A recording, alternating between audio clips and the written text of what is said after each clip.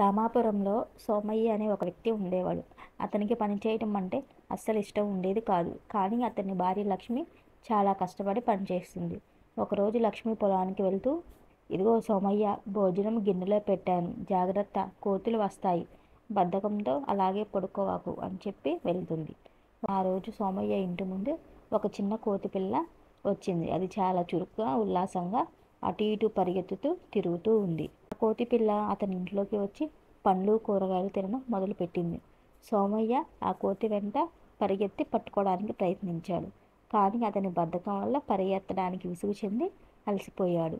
దాన్ని పట్టుకోలేక చివరికి అలసిపోయి వెళ్ళి అరటిపండు తీసుకొని తినడం మొదలుపెట్టాడు.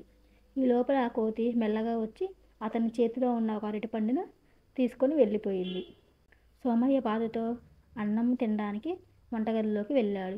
తీరా గిన్నెలో చూస్తే కోతి ఆ అన్నం కూడా పాడు చేసింది. అయ్యో అయ్యో, ఈ కోతి ఎంత పని చేసింది! నేను కొంచెం జాగ్రత్తగా ఉన్నట్లయితే ఇది నా ఆహారాన్ని పాడు చేసి ఉండేది కాదు అని సోమయ్య బాధపడుతూ ఉన్నాడు.